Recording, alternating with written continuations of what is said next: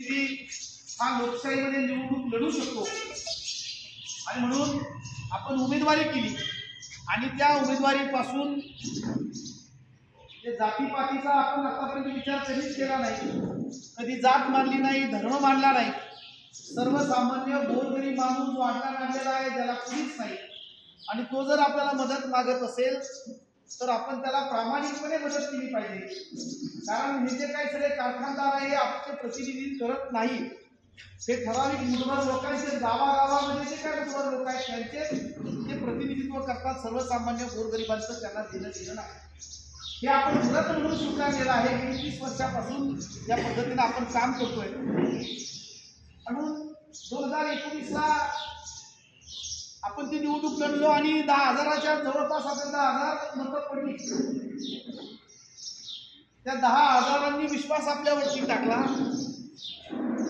9वा उमेदवार होतो आपण, की यंत्रणा आपल्या हातामध्ये नाही, मुठभरती माणसं उभी करू शकतो नाही। या 10,000वर काय झालं, कोण पडलं, कोण निवडून आलं, त्या गणितामध्ये आपण जाणार नाही। कोण निवडून येईल, कोण जिंकेल याचाही विचार करायचा नाही। पण आम्ही या मतदारसंघातले जे गोरगरीब लोक आहेत, सर्वसामान्य लोक आहेत, ज्याचं शोषण होतं, अशांचा आपण पर्याय म्हणून पुढे आलो पाहिजे, ही भावना आपल्या सगळ्या कार्यकर्त्यांनी व्यक्त झाली। या सगळ्या तुमच्या सूचनांचा, भावनांचा मी आदर करतो, पण ही लढाई सोपी नाहीये, तशीच अवघड पण नाहीये। अचलपूर मतदारसंघामध्ये बच्चू कडू ज्या पद्धतीनं निवडणूक लढवतात, त्याच पद्धतीनं जर कार्यकर्त्यांनी आपली आपली गावं सांभाळली, आता निवडणूक लढवायची आपलं कन्फर्म झालं, करायची निवडणूक 100% करायची।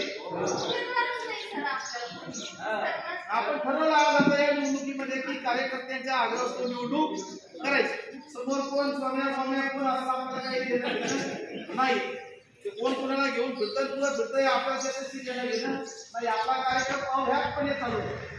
निकाल लागल्यानंतर दुसऱ्या दिवशी पुन्हा मैदानात पुन्हा लोकांना घरात बसत नाही आणि दारूचं व्यसन नाही लागत नाही। जे पडतात ते दिवसभर खंबा बसतो, त्याची परिस्थिती आहे। नंतर मग 2-4 वर्ष जातात आणि मग पुढे सुरू होतं, तिसरं आपल्याला करून ठेवलं, मग आता काय करायचंय, पुन्हा पुढची पिढी राज्याला टिकली पाहिजे काय, आपलं तसं नाही। निकाल लागला पाहिजे, संध्याकाळी दुसरे लागलं लोकांच्या कामाला, बरोबर आहे ना। आता ताईने सांगितलं की त्या पठ्याने मत कोणाला दिलंय, तुतारीला, सोडायला कोण गेला याच्यावर मी नाही सांगायचंय, त्या अधिकाऱ्याने त्याला सांगितलं म्हणजे दाखवू कसा तुझा मोबाईल लाजवा ना तो, त्याच्या मला कळत काहीतरी भूळ हसत बघे, आपल्याला 100% मतदान नाही। या अधिकाऱ्याने त्याला सांगितलं म्हणजे सर याने मतदान दिलंय तुतारीला आणि हरामखोराच्या बाबतीत एक स्त्री आहे, तुला निवडून तुला सोडायला आले त्या वाचन गोष्टी आपण तसं आपण त्याचा विचार करत नाही। तो अडचणीत आहे, तो अडचणीत आहे आणि त्याला मदत केली पाहिजे। हा जो काही आम्हाला सांस्कृतिकांनी घालून दिलेला विचार आहे, तो विचार घेऊन आपल्याला पुढे जायचं आहे। म्हणून ही शेवगाव पाथर्डी विधानसभेची निवडणूक करायची आहे। आपण तयारीला लागलो, लागायचं उद्यापासून। काय करायचंय, आपल्याकडे साधनं नाही, आपलं गाव सांभाळायचं, फार भानगडीत पडायचं। दुसरं जो त्या जातीचा आहे, आमच्या अशोकराव पिढी आणि भिंगण गावाचं पुढं बसत नाही, ते न्हावी समाजाचे आहे, पण शेवगाव आणि तिकडे बाप्पास आहे न्हावी समाजाचे। आणखी आमचे 2-3 वगैरे आलेले मारले, पण हे 5-6 कार्यकर्ते गेल्या 2 वर्षापासून त्यांनी काम केले तुमच्या माहितीने। या मतदारसंघामध्ये नाभिक समाज जिथं आहे जेवढे त्यांच्या याद्या पूर्ण केल्या, त्यांच्यासाठी काय दिवसभरात 100 तरी गिरायचं असेल दुकानामध्ये, बरोबर आहे। त्याने फक्त सांगायचं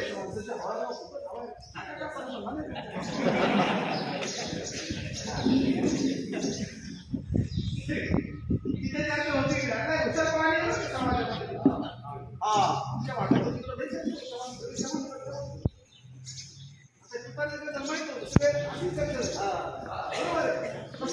नुसती चर्चा करायची त्या भागात, आपल्या भागात चर्चा करायची त्या भागात, त्या भागात चर्चा करायची त्या भागात, म्हणजे आपल्याला करावे लागतात।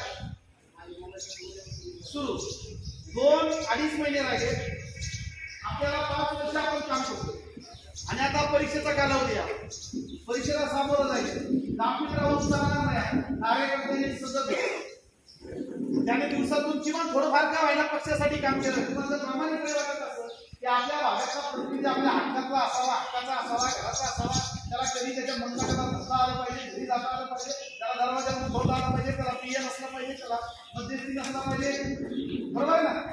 असा जर प्रतिनिधी पाहिजे असेल तर आपल्याला प्रत्येकाला काम करावं लागेल. आपल्या समाजाचे आमचे माझे बहुतारी इथे आले, आजीनाथावर आले, बरोबर, धनगर समाज, बंगाली समाज, मुस्लिम समाज, आपण नसल्या बसल्या याद्या करून आपल्या सेवा पातळी म्हणजे आपले पाहुणे होत इथं करू शकतो की नाही. मातंग समाजाचे कार्यकर्ते आहेत, आता सध्या लगेच त्यांच्याकडे जायचं नाही, घरी बसल्या बसल्या तेवढं करू ना. मातंग समाजाचे कार्यकर्ते सगळ्यांच्या काही डबल यादी येते, काही कार्यकर्ते कॉमन पाहुणे असतात, पण मतदारसंघामध्ये कोण कुठं पाहुणे आपला, त्याचा मोबाईल नंबर, त्याचं नाव, त्याला फोन करायचा. आपण कमी कष्टामध्ये, कमी पैशामध्ये आपल्याला आपली प्रचार यंत्रणा उभी करायची. तिथे करू शकतो, घरात बसल्या बसल्या रोज जाता तिला फोन लावला, पाहुण्यांना फोन लावा, मित्रांना फोन लावा. पण जेवढ्या जातीचे लोक आहेत, आता माझ्याकडे सकाळी गोपाळ समाजाचे कार्यकर्ते येऊन गेले, ज्यांनी जबाबदारी घेतली. सर मी तुम्हाला 4 दिवसामध्ये मतदारसंघातले गोपाळ समाज कुठं आहेत तिथले चांगले प्रमुख कार्यकर्त्यांची त्यांच्याशी बोलून मोबाईल नंबर आणि यादी घेतो, आम्ही पण बोलतो आणि घरी पण जातो त्याचे. मला असं वाटतं की हे जर काम आपण केलं, हे सूक्ष्म मायक्रो काम आहे. छोट्या छोट्या जातीचे लोक आहेत, गावात आहे, तुम्ही तुमचं गाव सांभाळायचं, मग गाव सांभाळत असताना ते छोट्या छोट्या जातीचे लोक आहेत. थोडक्यात आपण काय करू, आता तिथे फॅक्टर चालू झालं, मराठा समाज, ओबीसी समाज, वंजारी समाज वगैरे चला, आपण सध्याला ते मोठे होईल, आपण त्यांना फार खेटायचं नाही, आपण इतक्या लवकर खेटायचं नाही आहे ना, मला माहिती आहे ना, बरोबर आहे. कसं असं होतं का आता